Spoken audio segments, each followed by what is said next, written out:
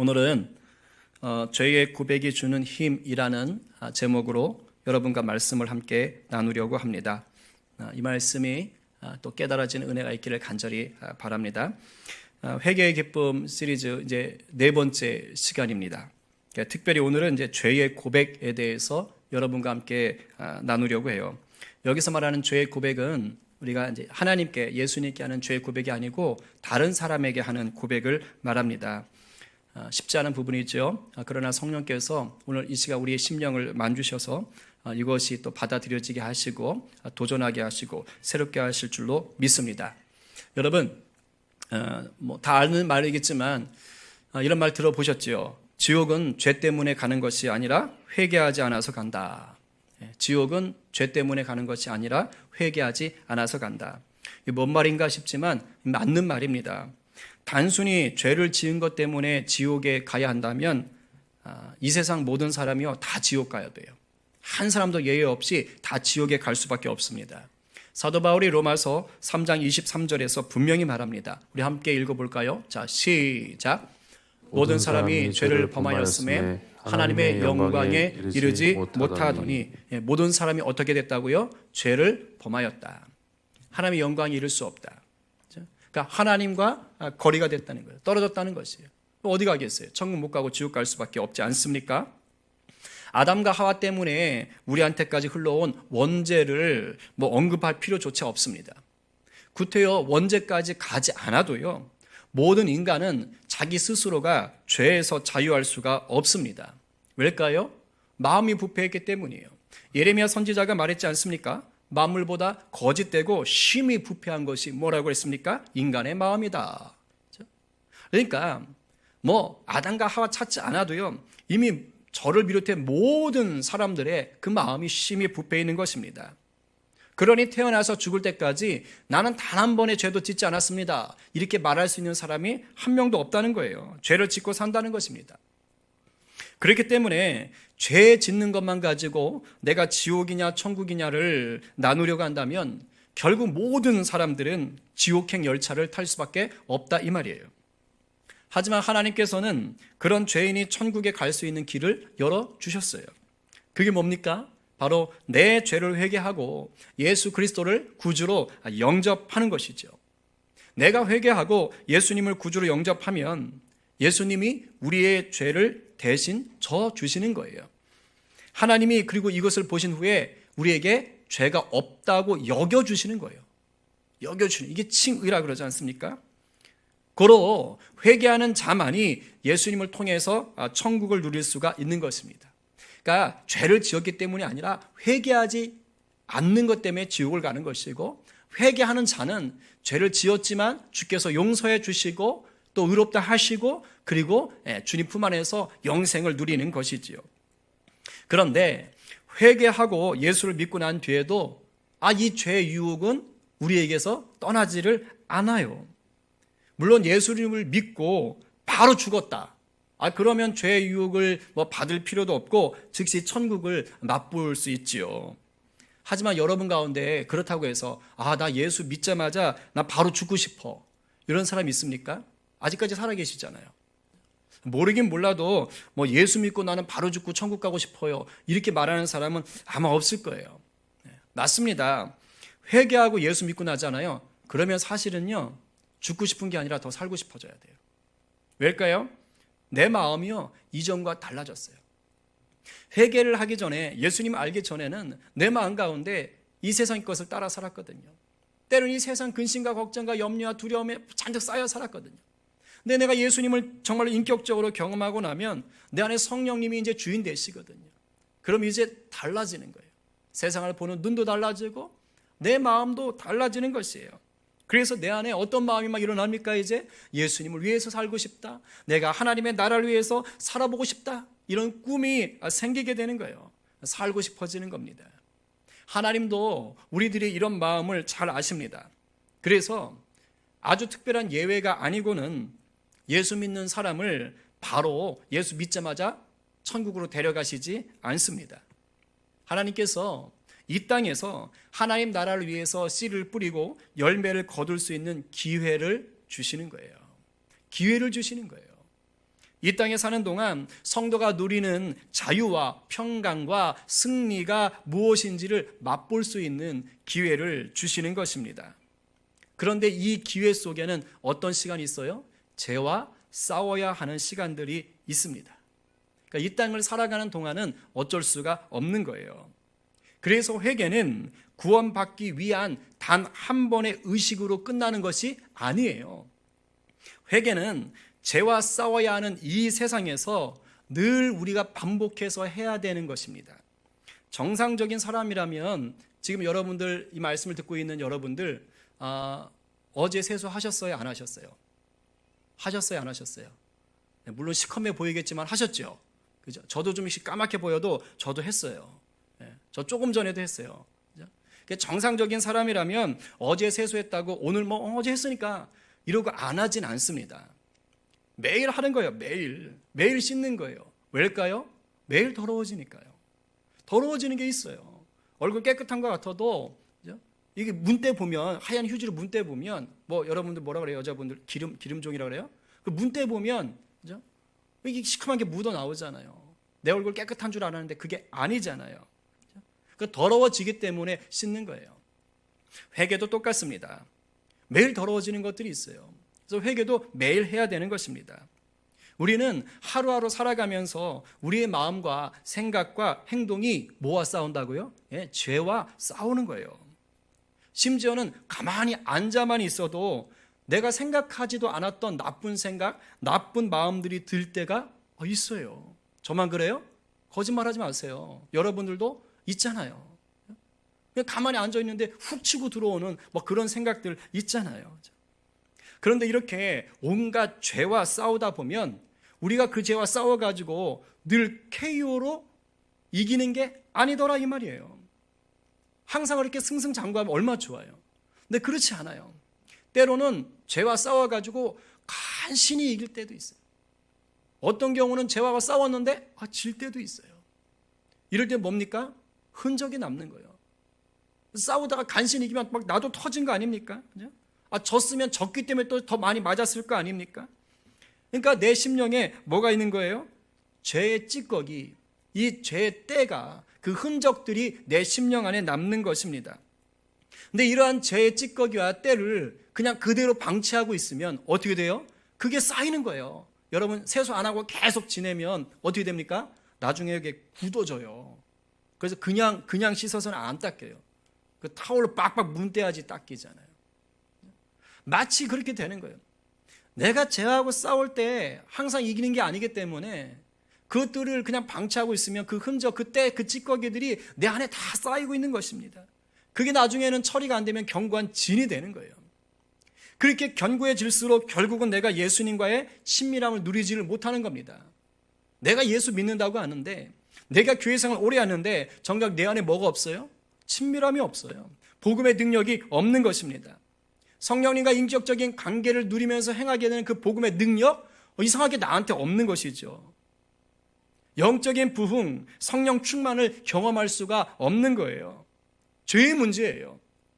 그렇기 때문에 예수 믿고 구원받았어도 날마다 회개하는 사람이 우리는 되어야 합니다. 회개는 결코 나약하기 때문에 실패하는 신앙이기 때문에 하는 것이 아니에요. 오히려 회개는 승리하는 신앙인의 모습인 것입니다. 우리 모두가 날마다 세수를 해야 하듯이 성령 안에서 날마다 회개하는 성도가 되시기를 간절히 축원합니다. 그래서 우리 심령에 죄의 찌꺼기들이 쌓이지 않게 만드는 승리하는 성도 되시기를 다시 한번 간절하게 축원합니다. 오늘 본문은 바리새인과 세리가 성전에 올라가서 기도하는 장면이에요. 바리새인은 자랑을 하는 거예요. 자신이 율법을 잘 지켰다, 자신이 헌금도 잘했다라고 기도를 했어요. 근데 저 멀리 떨어져 있었던 세리는 그렇게 하지 못하는 거예요. 그러니까 그걸 보고 바리새인은 나는 저 세리와 같지도 않습니다 하고 굉장히 하나님 앞에 자랑하면서 기도했습니다. 근데 멀찍이 떨어있던 세리는 어떻게 합니까? 아주 그냥 가슴을 치면서 회개 기도를 합니다. 13절 같이 한번 읽어봅니다. 자, 시작. 세리는 멀리 서서 감히 눈을 들어 하늘을 쳐다보지도 못하고 다만 가슴을 치며 이르되 하나님이여 불쌍히 여기소서 나는 죄인으로소이다 하였느니라. 근데 여러분, 지금 이 세리가요, 은밀하게 얘기하는 것이 아닙니다. 성전은 사람들이 많이 모이는 공간이에요. 그러니까 지금 예수님과 제자들도 이 세리와 바리사인의 기도를 다 들었지요. 그러니까 지금 다 그것을 보고 있고 듣고 있는 것이에요. 아마도 주위의 다른 사람들도 그 기도 소리들을 들었을 것입니다. 그러니까 이 두 사람의 기도는 무슨 기도지요? 네, 공개적인 기도입니다. 고로 세리의 회개 기도는 공개적인 죄의 고백이라는 성격을 가지고 있는 거예요. 예수님은 바리새인과 세리의 기도를 다 보고 들으신 후에 이렇게 말씀하십니다. 우리 14절 상반절만 다시 읽어봅니다. 자, 시작. 내가 너에게 이르노니 이에 저 바리새인이 아니고 이 사람이 의롭다 하심을 받고 그의 집으로 내려갔느니라. 예수님이 뭐라고 하십니까? 바리새인이 아니라 세리의 기도가 하나님께 의롭다 하심을 받았다. 의롭다는 것은 뭐냐? 하나님 마음에 쏙 들었다는 뜻이에요. 제가 즐겨 쓰는 표현으로 말하면은 하나님과 친밀한 관계가 됐다 이 말입니다. 근데 뭔가 이상하지 않아요? 우리가 겉으로 볼 때는 바리새인이 훨씬 훌륭하잖아요. 바리새인은 율법도 잘 지켰어요. 헌금도 잘했습니다. 이게 의로운 거 아닙니까? 그런데 의롭다는 인정을 받지 못했어요. 오히려 회개밖에 할 것이 없었던 세리가 의롭다고 인정을 받았습니다. 왜일까요? 우리는 알 수 없지만 우리 주님은 중심을 보셨기 때문이에요. 바리새인은 높아지려는 마음에서 그런 기도를 했던 것입니다. 자기가 했던 그 율법적인 것들, 또 헌금이 진짜일 수 있어요. 그러나 그것에 대한 기도의 이유, 동기가 뭡니까? 높아지려는 마음이에요. 교만이었습니다. 그 교만한 기도를 하나님께서 받지 않았던 것입니다. 그러나 세리는 정말로 낮아졌어요. 정말로 자신이 지은 그 죄가 싫었던 겁니다. 그 죄가요, 하나님과 친밀하지 못하도록 가로막고 있었던 거예요. 그래서 그게 너무 싫었던 거예요. 그래서 가슴을 치면서 회개했던 겁니다. 이 세리에게는 어떤 갈망이 있었어요? 하나님과 다시 친해지고 싶었어요. 그래서 자신의 죄를 회개하지 않을 수가 없었던 겁니다. 바리새인은 자기를 자랑하고 싶었던 마음인 반면에 세리는 하나님과 친밀해지고 싶었던 것이에요. 세리는 집에서 혼자 기도해도 됐잖아요. 그런데 남들이 다 들을 수 있는데도 불구하고 성전까지 와서 회개 기도를 했습니다. 물론 당시는 성전 중심의 문화였어요. 그러니까 성전에 가서 기도한다는 걸 우리처럼 내가 교회 와서 기도하네 이것과 똑같이 적용할 수는 없습니다. 그러나 그럼에도 불구하고 세리가 다른 사람이 다 들을 수 있는데도 불구하고 공개적으로 자신의 죄를 고백하고 회개했다는 것은 오늘 우리가 주목해 봐야 한다는 것이에요. 그만큼 자신의 죄를 떨쳐내고 싶은 강한 마음이 있었던 거예요. 강렬한 죄와 싸워 하나님과 하나 되고 싶어하는 그 열망이 있었던 것입니다. 이렇게 사람 앞에서 자신의 죄를 고백할 수 있다면요, 그 사람은 그만큼 그 죄와 싸워 이길 수 있는 힘이 생깁니다. 여러분 중에 늘 회개는 하시는데도 불구하고 여전히 그 회개한 그 죄를 반복해서 짓고 있는 게 있습니까? 또는 내가 회개를 할 만큼 했다고 생각하는데도 불구하고 과거의 어떤 죄에 대해서 여전히 자유함을 누리지 못하는 경우가 있습니까? 있을 수 있어요. 그렇다면 어쩌면 여러분은 그 죄를 아직 제대로 회개하지 않았을 수도 있어요. 물론 이 부분은 함부로 판단할 수 있는 것은 아니에요. 제가 판단할 수 있는 것도 아니에요. 성령만이 아십니다.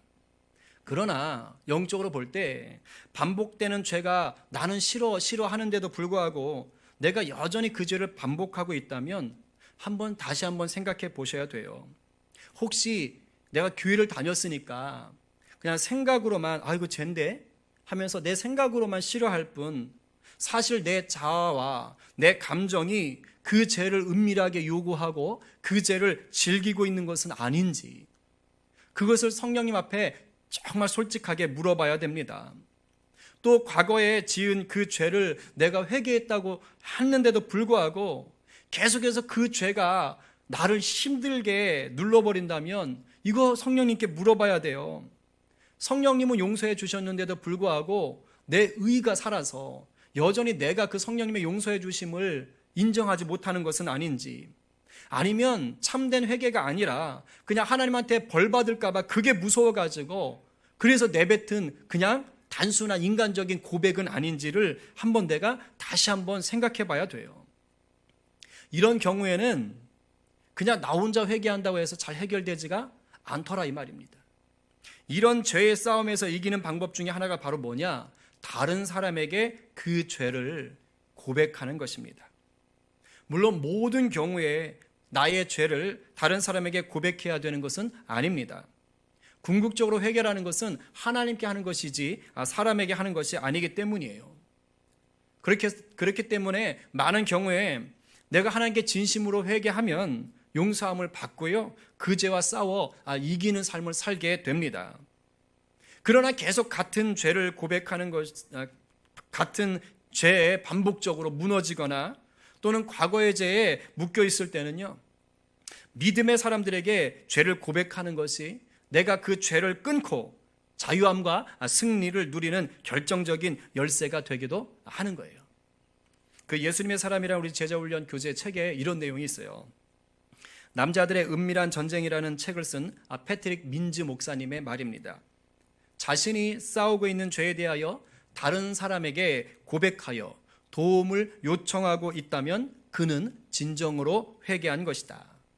그러나 다른 사람에게 그 문제를 기꺼이 말하려고 하지 않는다면 밤새도록 가슴을 치며 울고 금식해도 아직도 자신을 속이고 있는 것이다. 무섭지요. 좀 약간 극단적인 것처럼 보여지지요. 그러나 이분이 그런 남자들의 은밀한 죄에 대해서 보니까 결국은 그런 결과가 나타나더라 이 말입니다. 여러분, 은밀한 죄일수록 회개를 한다고 하면서도 계속 반복하게 되거나 그 죄에서 자유함을 누리지 못하게 돼요. 왠지 아세요?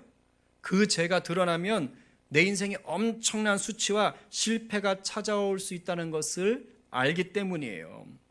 그러니까 그걸 숨기거든요. 그러니까 숨기니까 그 죄를 지울 수밖에 없는 빌미가 생기는 거예요. 특히 음란함이나 비리 같은 것들이 바로 이런 은밀한 죄 아닙니까? 이런 죄는 사람한테 알려지는 그 순간에 자기가 지금까지 쌓아 올렸던 그 모든 것들이 막 한순간에 무너져 내릴 수 있는 것들이잖아요.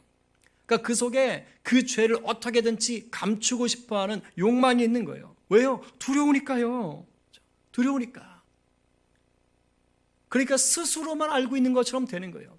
그래서 은밀한 죄일수록 그 죄의 유혹 굉장히 강합니다. 은밀한 죄일수록. 나만 알고 있다고 생각하는 죄일수록 계속해서 그 죄는 나를 계속 더 강하게 유혹합니다. 왜냐하면 나만 알고 있다고 생각하는 거예요. 나하고 저 사람만 알고 있다고 생각하는 거예요. 다른 사람은 모른다라고 생각하는 거예요. 근데 그게 영적인 함정이에요. 왜냐하면 마귀가 그렇게 속입니다. 마귀가 그것을 기가 막히게 속여요. 그래, 이렇게 말해요. 그래, 이건 너만 알고 있어. 너하고 그 사람만 알고 있어. 딱 둘만 알고 있어.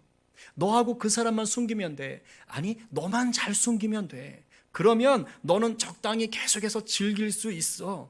잘 숨기기만 하면 돼. 마귀가 이렇게 얘기하는 것입니다. 그래서 은밀한 죄는 빠져나오기가 쉽지 않아요. 예수 믿으면 그 은밀한 죄를 짓는 게 편할까요? 불편할까요? 불편합니다. 왜요? 그 안에 성령님이 계시거든요. 그러니까 은밀한 죄 짓는 게 즐겁진 않아요. 막 떳떳하진 않습니다. 마음 편치 않아요. 그러니까 신앙생활 좀 열심히 해보려고 하는 사람은 그 은밀한 죄가 반복될 때마다 회개를 합니다. 근데 문제는 뭐지요? 참된 회개가 안 된다는 것이에요. 왜일까요? 폭로하기가 싫고 그것이 힘드니까 계속 마귀의 유혹에 넘어가서 그 은밀한 죄를 계속 즐길 수밖에 없기 때문입니다. 이럴 때 다른 사람에게 그 죄를 고백하면 그토록 질긴 죄의 고리를 끊어낼 수가 있다 이 말이에요. 왜냐하면 나만 그 죄를 알고 있다는 속임수에서 벗어날 수 있기 때문입니다. 그리고 너 혼자만 그 죄를 숨기면 돼 라고 말하는 마귀의 유혹도 끊어지는 거예요. 무엇보다 믿음의 가족들이 해주는 중보 기도의 힘을 누릴 수가 있는 것입니다. 이렇게만 끊어져도요, 이런 중보 기도의 도움만 받아도 훨씬 죄를 끊어내기가 쉬워지는 거예요. 교재에 수록된 어느 청년의 간증 이야기예요. 캐나다 토론토에서 유학을 하고 있는 청년 이야기입니다. 이 청년이 음란 사이트에 들어가서 음란물을 보는 게 중독 수준이 된 것입니다. 그런데 유학생들을 위한 집회, 이제 코스타 집회가 있거든요. 이제 그 집회에서 유 목사님의 설교를 들었어요. 죄를 이기려면 그 죄를 다른 사람에게 고백하고 도움을 구하라라는 말씀이었습니다. 이 말씀을 듣고 이 청년은 거기 모인 사람들 앞에서 내가 음란물 중독에 대한 죄를 지었습니다 하고 고백한 거예요. 그리고 그 죄를 이길 수 있도록 기도를 부탁했습니다. 그 자리에 모인 청년들이 이 친구를 위해서 열심히 또 중보를 했어요. 근데 고쳐졌느냐? 고쳐지지 않죠. 얼마 후에 집에 딱 혼자 있게 되었습니다. 근데 예전 같으면 이러면 안 되는데 하면서도 그냥 자연스럽게 컴퓨터를 켜고 음란물 사이트에 들어가서 음란물을 봤을 거예요. 그런데 코스타 모임에서 자기 죄를 공개적으로 고백하고 난 다음에 이제 변화가 좀 생기셨습니다. 그래가지고 예전처럼 가서 볼 수가 없는 거예요. 그래서 교회의 담당 전도사님한테 전화를 걸었어요. 전도사님, 저 무서워요. 유혹이 찾아와요. 저 이 유혹을 이겨낼 수 없을 것 같아요. 지금 엄마 아빠도 안 계시고 컴퓨터가 있어요. 그러니까 전도사님이 그래? 그럼 조금만 기다려. 그래서 교회 다른 청년들을 데리고 이제 그 청년이 집으로 온 겁니다. 그래서 그 청년과 함께 예배드리고 또 큐티도 묵상하면서 부모님 올 때까지 이제 함께 있었다고 합니다. 그렇게 해서 그 유혹을 벗어난 거예요. 자, 그 다음에 그런 유혹이 또 왔을까요? 안 왔을까요? 왔지요. 그런 환경들은 계속해서 만들어질 수 있거든요. 근데 이때는 이 청년이 굳이 다른 사람들을 부르지 않아도 될 만큼 성장했던 거예요. 이렇게 한 번, 두 번 그 유혹을 끊어내는 그런 공개적인 자리 가운데 나가고 나니까요, 힘이 생긴 거예요. 그래서 그 다음에는 그런 유혹이 찾아왔는데도 불구하고 혼자서 그 유혹을 이길 수 있었고 마침내 그 음란물 사이트에 들어가지 않게 되었다라고 고백했습니다. 여러분 안에 회개 기도를 하는데도 불구하고 반복되는 죄가 있습니까? 영적인 도움을 받을 만한 지체들에게 고백하시고 도움을 요청하시기 바랍니다. 내가 부끄러움 당할 것과 실패할 것을 각오하고 내 죄를 고백할 때 성령은 합력해서 선을 이루십니다. 그리고요, 죄 고백해 주는 또 하나의 놀라운 은혜가 있습니다. 그것은 개인 신앙의 참된 회복과 성령 충만뿐 아니라 공동체의 부흥으로도 이어진다는 거예요. 사실 여러분, 은밀한 죄는요, 나 혼자만 짓고 있는 게 아닙니다. 숨기고 있을 뿐이지 사람들마다 은밀하게 짓는 죄가 다 있어요. 성령의 인도하심을 따라 믿음의 공동체에게서 나의 죄를 고백할 때 어떤 일이 벌어진 줄 아십니까? 성령님은 그 공동체 전체를 다루시는 거예요. 그 안에 동일한 죄로 힘들어하는 영혼들의 심령을 하나님이 흔들어서 회개하게 하시는 거예요.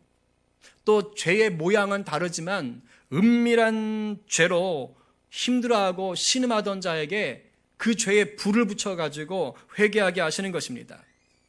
그래서 공동체 전체의 마음과 삶을 새롭게 하시고 그들을 통해서 사회 전체를 바꿔나가시는 거예요. 이게 죄의 자백이 가져오는 강력한 역사이기도 합니다. 여러분, 평양 대부흥 운동 들어보셨지요? 1907년 평양의 장대현 교회에서 시작되었습니다. 그래서 전국을 강타했던 아주 강력한 세계사적인 부흥 운동이에요. 이 부흥은 영적 각성 운동이라고 말합니다. 쉽게 말하면 회개 운동이라는 것이에요. 물론 이 부흥은 성령께서 시작하신 운동입니다. 그런데 이 부흥을 성령께서 시작하시면서 공개적인 죄의 고백을 마중물로 불쏘시개로 사용하셨어요.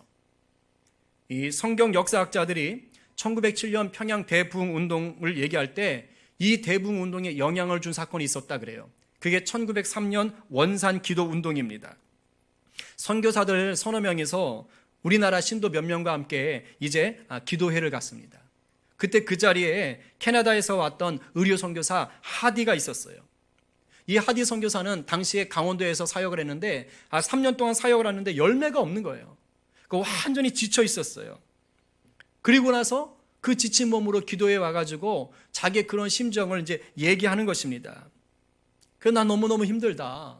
너무너무 무기력하다. 난 내 안에 막 분노가 있다. 화가 있다. 근데 그런 나눔 속에서 성령이 그 하디 선교사의 마음을 만져주셨어요. 그러면서 공개적으로 죄를 고백하게 하신 겁니다. 그게 바로 뭐냐면 백인 우월의식이었어요. 내가 돌아보니 그동안 내 안에 우월의식이 있었다. 내가 이 조선 민족 이 사람들을 우습게 여겼다. 유색인종이라고 내가 무시했다. 그러면서 내가 권위주의가 있었다. 내가 자만심이 있었다. 이것을 울면서 그 안에서 죄를 고백하고 회개했던 것입니다. 놀랍지요? 이 회개가 일어나자 그렇게 그동안 3년 동안 설교를 해도 냉랭하게 반응하지 않던 그런 우리나라 신도들이 성도들이 이제 반응하기 시작한 것이에요. 하디 선교사님의 마음에도 성령의 임재가 강력하게 된 것입니다. 그러면서 부흥운동이 일어나기 시작했어요. 이 부흥운동이 1907년 평양에까지 불을 붙여놓은 것입니다. 1907년 1월 6일부터 15일까지 장대현 교회에서 집회가 일어나게 돼요. 첫날에 무려 1,500명 이상이 모였대요. 지금도 1,500명이면 대단한 건데 그 기독교 초창기에 1,500명이 모인 것입니다. 14일에 길선주 장로님이 이제 설교를 하는데 그 자리에서 길선주 장로님이요 설교 대신에 자신의 은밀한 죄를 공개적으로 고백하는 사건이 일어납니다. 친구가 죽어가면서 아내 대신 재산을 좀 정리해달라고 맡겼는데 그걸 자기가 꿀꺽했다는 거예요. 그래서 내가 아간과 같은 죄를 지었다고 통해 자복하는 것입니다. 그리고 외국인 선교사 방위량 선교사를 자기가 극도로 미워했다고 또 그것을 회개하면서 통해 자복하는 거예요. 근데 그렇게 죄를 공개적으로 회개하자 놀라운 일이 벌어지는 거예요. 거기에 모였던 약 600여 명의 사람들이 하나둘씩 자기의 죄를 공개적으로 회개하고 완전히 뒤집어지기 시작하는 것입니다. 미워했던 것들, 질투했던 것들, 도둑질했던 것들, 게을렀던 것들, 술과 노름에 빠졌던 것들, 첩을 두고 지내면서 놀아나면서 아내와 자기의 자녀들을 돌보지 않은 것들, 살인했던 것들, 강간했던 것들, 이 수많은 죄들을 회개하면서 공개적으로 자백하면서 아주 떼굴떼굴 구르면서 역사가 일어나기 시작한 것입니다. 이렇게 시작된 강력한 회개운동이 장대현 교회뿐만 아니라 평양 전체를 나아가 우리나라 곳곳까지 들불처럼 퍼져 나갔던 것입니다. 이 복음의 역사에 날마다 주님께로 돌아오는 사람들이 늘었다고 해요. 무엇보다 이 회개운동은 곧바로 삶을 변화시키는 역사로 드러났어요. 공개적인 자백을 통해서 서로가 회개하고 나갔을 때에 그냥 회개하고 끝난 게 아니더라는 거예요. 그 사람들의 삶이 바뀐 거예요. 도둑질했던 것들을 갖다가 돌려주기 시작했고 죄 지은 것들을 용서하고 화해를 요청하고 용서를 요청하고 그리고 축첩제도, 조언제도, 음주, 흡연을 금해야겠다라는 기독교 윤리를 자기들이 만들기 시작한 거예요. 우리 교회 내에서 이런 것들을 없애보자. 이런 운동들이 벌어지는 것입니다.